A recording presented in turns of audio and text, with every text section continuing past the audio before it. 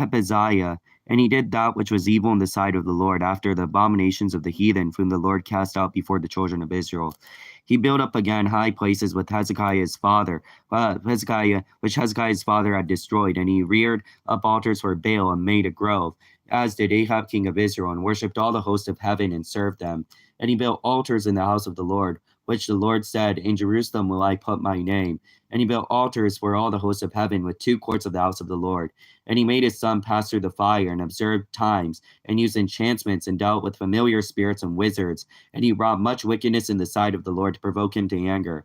And he said, Set a graven image of a grove that he had made in the house, of which the Lord said to David and to Solomon his son, In this house and in Jerusalem, which I have chosen, out of all the tribes of Israel, I will put my name forever.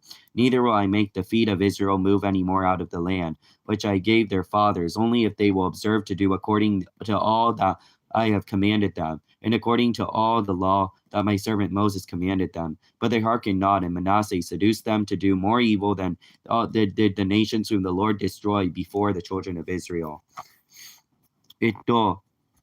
マナセは12歳で王となり、55年の間エルサレムで世を治めた。母の名はヘブシバと言った。マナセは支配イスラエルの人々の前から追い払われた国々の民に憎むべき行いに倣って、主の日の目の前で悪を行った。彼は父エゼキヤが壊した高きところを建て直し、またイスラエルの王アーブがしたように、バールのために講談を築き、アシュタ像を作り、かつ天の番所を拝んでこれに仕えた。また、主の宮の数個に祭壇を築いた。これは主は私の名をエルサレムに置こうと言われたその宮である。彼はまた、主の宮の一つの庭の天の番所のために祭壇を築いた。また、その子を火に焼いて捧げ物とし占いをし、魔術を行い、口寄せと魔法使いを用い、主の目の前に悪を行って、主の怒りを引き起こした。また、アシュタ像の彫像を作って、主の宮に置いた。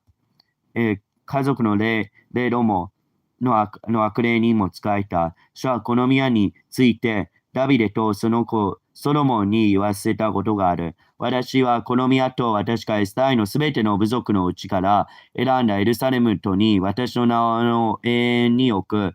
もし彼らは私が命じたすべてのこと、および私のしもべモーセが命じたすべての立法を守り行うならば、イスラエルの足を私は彼らの先祖たちに与えた力を重ねて迷い出させないであろう。しかし彼らは聞いてなかった。マナセは人々を占って悪を行ったことは、シャイスラエルの人々の前に滅ぼされた国々の民よりも華らしかった。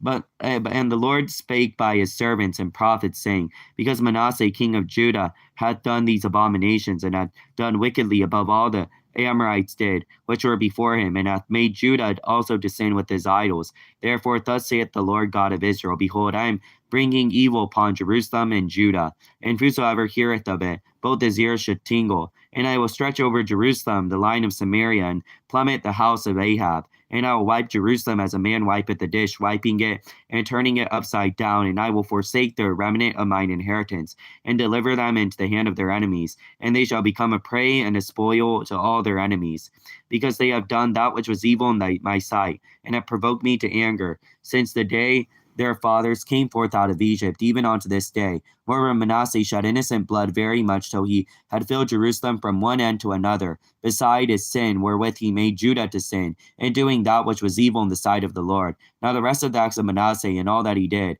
and his sin that he sinned, are they not written in the book of the Chronicles of the king of Judah? Manasseh slept with his fathers, and was buried in the garden of his own house, in the garden of Uzzah, and Amnon his son reigned in his stead. And Amnon was 22 years old when he began to reign, and he reigned 2 years in Jerusalem. And his mother's name was Mesaluma, the daughter of Haraz of Jopath. And he did that which was evil in the sight of the Lord, as his father Manasseh did. And he walked in all the way that his father walked in, and served the idols that his fathers served, and worshipped them. And he forsook the Lord God of his fathers, and walked not in the way of the Lord. And his servants of Ammon conspired against him, and slew the king in his own house. And the people of the land slew all them that had conspired against King Ammon. And the people of the land made Josiah his son king in his stead. And now the rest of the acts of Ammon which he did, they are not written in the books of the Chronicles of the king of Judah. And he was buried in his sepulchre in the garden of Uzzah, and Josiah his son reigned in his stead.